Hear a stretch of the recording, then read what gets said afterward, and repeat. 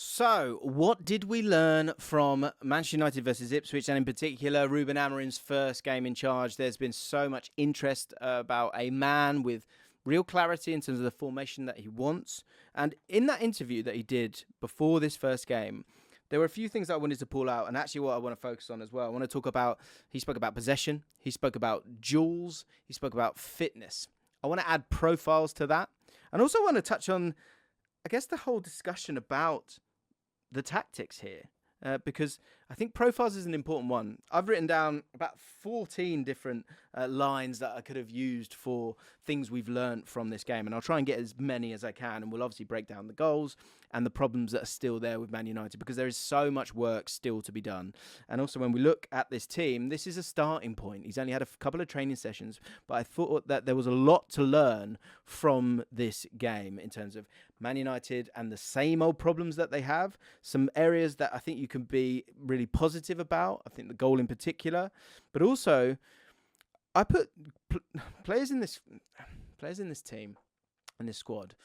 Ruben Amorim spoke about the team, and I feel like there's a group of players that have close to a profile that feels that he can use, and they're team players. Crucially, I think there's a group of young players here that he's excited about, and from his time at Sporting Lisbon, he's able to be, they are malleable minds that he can then mould into what he wants, because there's not much kind of resistance when it comes to that. And then finally, there are question marks. There are massive, massive question marks. And so some people are thinking that there's not positives. And Man United fans, tell me how you feel about this, because I really want to get straight into it. But it's a confusing one for you. But I think there's a lot to be learned here. I'll go straight to the goal, because, it obviously kicked off for them in a great way. But let's start off with the formations. We'll get into the goal in just a second, because I think the important thing to say here is that although it was 3-4-3,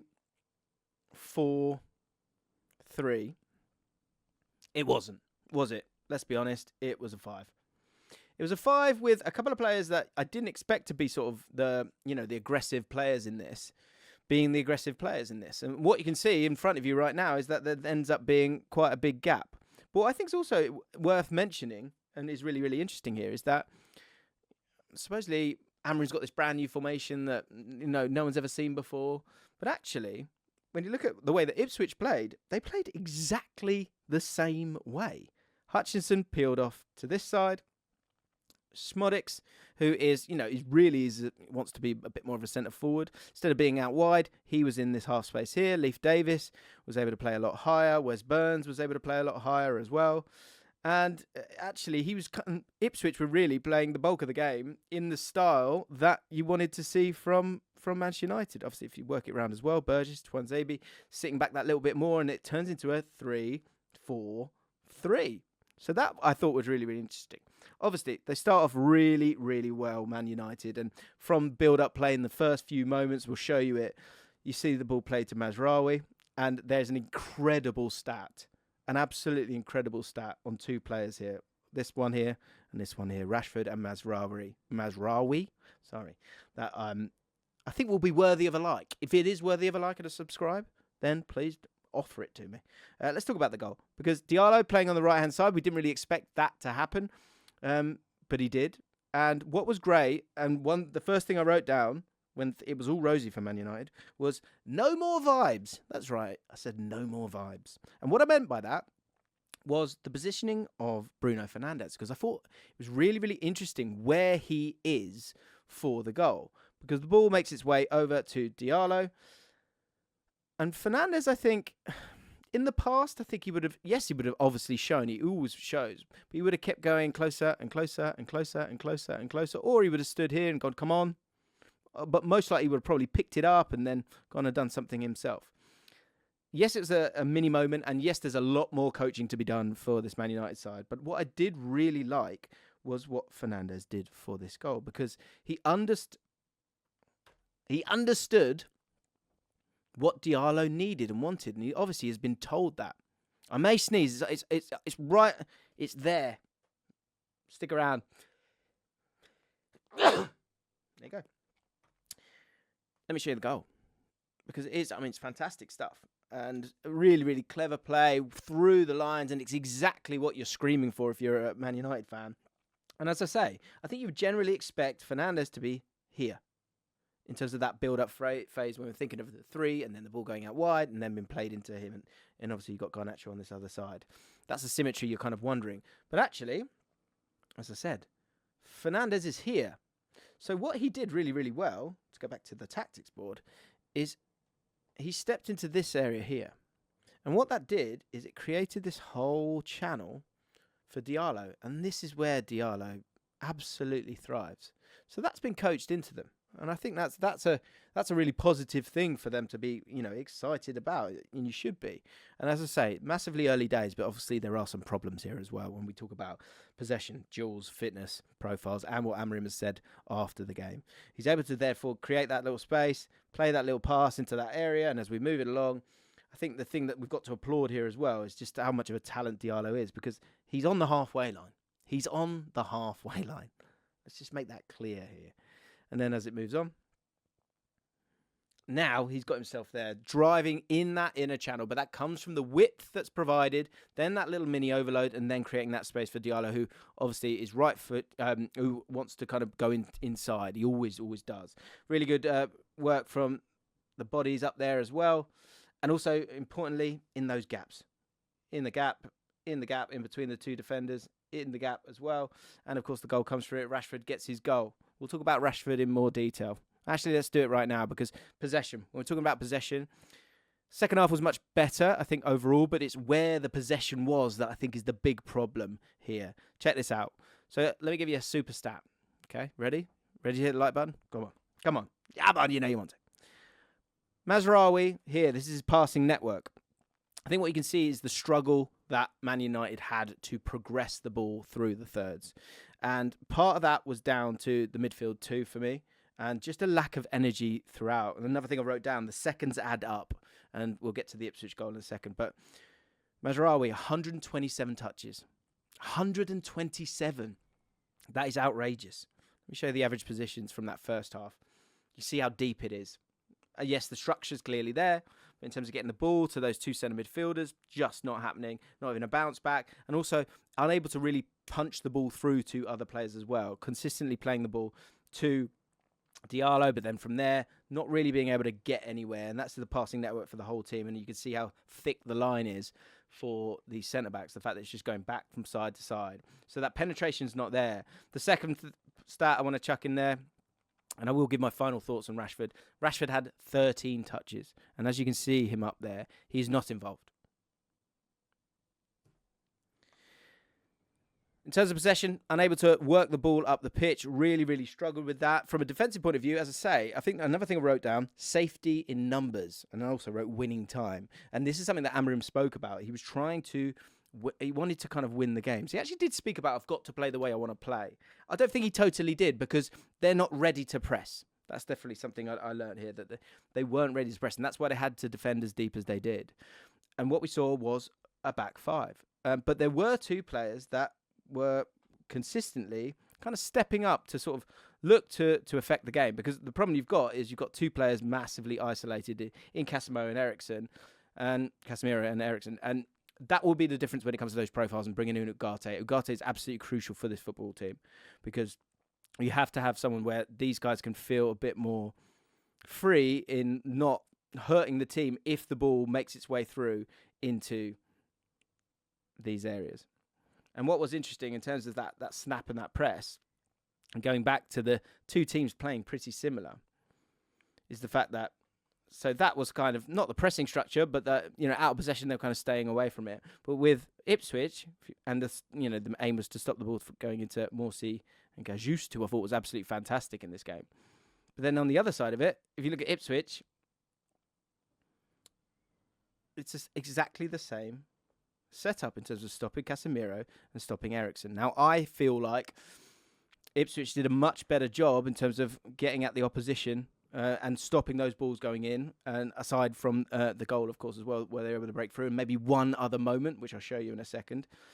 But the two players that actually were kind of pressing a lot of the time was Evans and Mazraoui. Now, I did not expect that to happen, but I think because of the five, what it does is if they go, then De Ligt can come round. You had players that could cover, but also if Evans went, Delot could cover in as well. And at times it worked, but at times it didn't work as well. Let me show you exactly what I mean, because he really was. Evans was really getting at Omari Hutchinson, who had an absolutely fantastic game. Here's a great example of it, and this is the good side of it, the good side of Delo and of Evans in this case. So you've got Hutchinson ready to get the ball, wanting to get the ball, but you've also got Johnny Evans just out of frame there. He's right up there with him. And as we move it along, I think we go this way. Forgive me. Johnny Evans follows him. And this is your centre-back. But because you've got those three, you can be honest and proactive with it, aggressive with it. Continues that, and as it carries on, they're able to press Ipswich into that corner. They're able to stop them getting out. But as you can see, Delo is staying out of it. He's the one who's kind of staying back because he's seen Johnny Evans go forwards. And that worked really, really well. And when we're talking about Delo, I thought Delo, the problem I've got with him, let me know if you agree, and it's just one game, I get that, but it's quite one-dimensional what he's going to do. And again, he had good moments and bad moments. Let me show you the good moment first. What he was able to do, and this was something that Man United were consistently looking to do, was kind of work round the sides and then play in. And this is one of the few moments, but I think the thing to really tag here is that it really did start to fade away as the minutes progressed, because the fitness is clearly not there, which Amorim has been so honest about. What he did a few times, Delo, and now people will know this, is that he sort of did this little fake as if he was going to play in here, and then he would drive down the line. And Ipswich didn't want them playing into those two midfield players, so it kind of worked for everybody a little bit. But once he was able to drive, he is always naturally looking for that pass inside. And in terms of the width of the team, this was a great example of what, something that we could see work really well for Man United as time progresses, because Delo's able to get in front of the press or around that line of the press, and then play that pass into Bruno Fernandes. And if we move it on, he gets the ball over to Diallo, and actually, as we move it along, it's actually one where you had a lot of bodies in the box, which is nice. And Casemiro, Eriksson, who I think actually made the wrong decision here, looks to have a shot instead of passing the ball to Garnacho, which probably would have been the right decision. So this is the good side of it.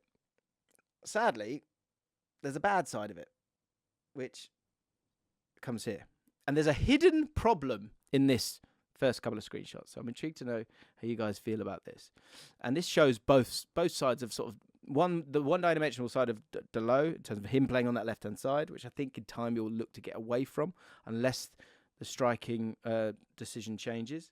But also, I think with different personnel, maybe it works a little bit better. So Delo's got the ball here. Again, naturally, he's looking up, and he's going to look to play the ball inside because he's right-footed playing on the left-hand side. And he looks to play a pass. The pass doesn't come off. So, and that simple pass, you've got the press stopping it there. And then from here, what's really interesting is, again, if we think about that back three, what we start to see, and what's really important for you guys to keep an eye on here, is Wes Burns. And this is where we give some credit to Ipswich, who at times sort of out-Amorim'd, let's say, if we want to do that, Amorim.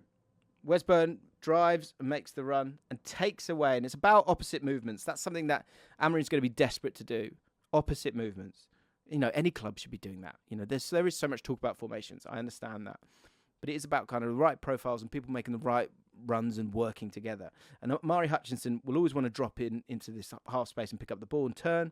But Wes Burns is able to kind of affect the game and create that space for him by driving in the other direction. So let's keep watching it. Here we go. As it carries on. First of all, when we were talking about that press and that 5 that we spoke about before, they've both got the same pressing structure and setting that trap for those midfield too. But what you don't have is the legs to snap into these players once the ball makes its way. And it's just several moments of that.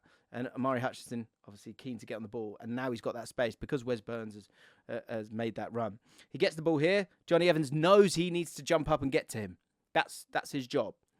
But this is the difference, that when it's just a little bit clunky maybe, or you don't have that physical ability anymore, is that you don't get tight enough. And also if the ball's able to be played in, again, you're not going to get tight enough.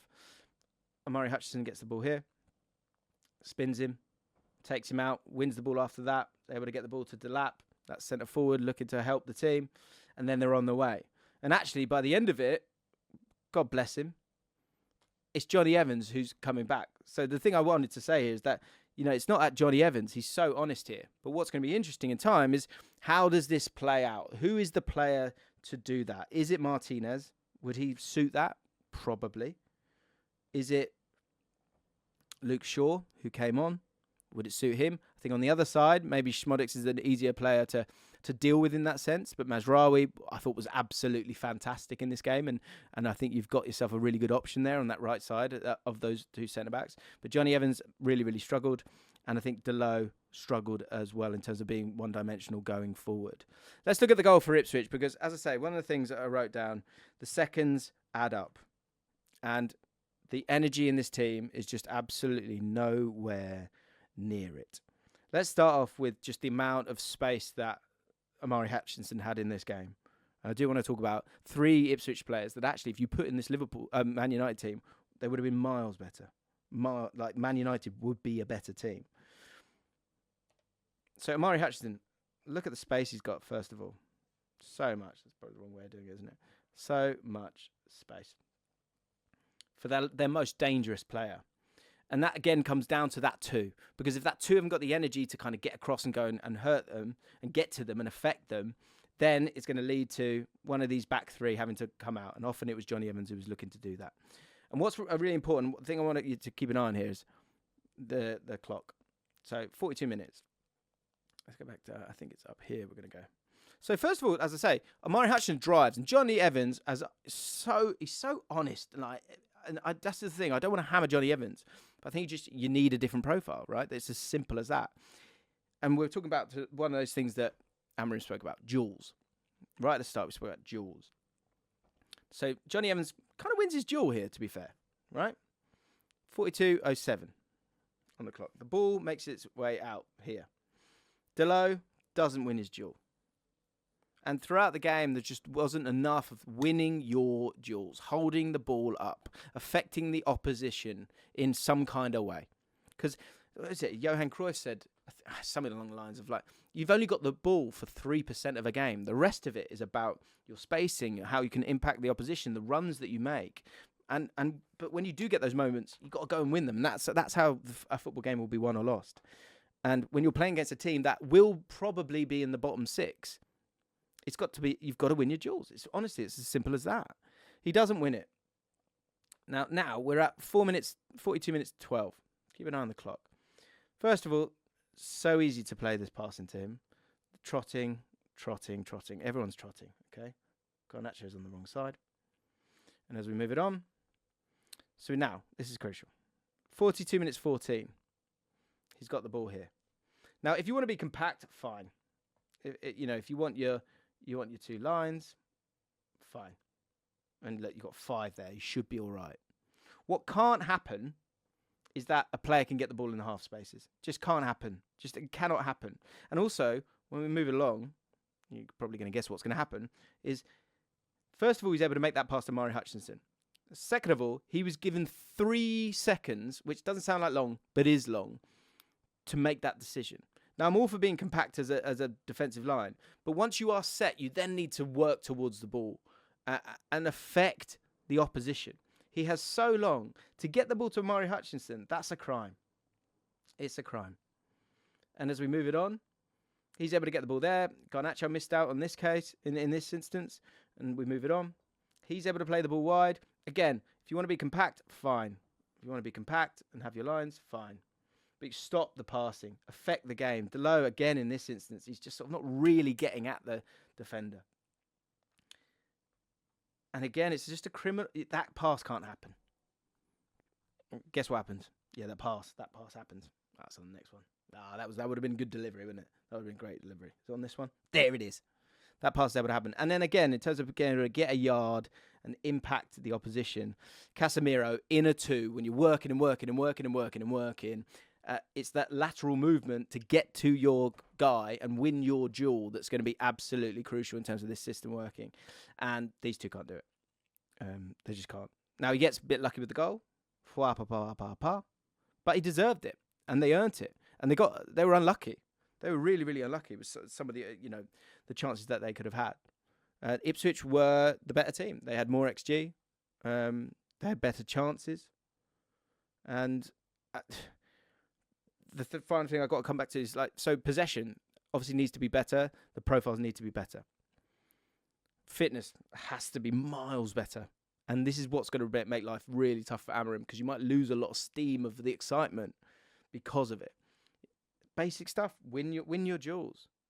And then the last one, come back to profiles. And this is a positive here for you, I think, because if you come back to this team, and of this team, maybe playing where you want him to, probably.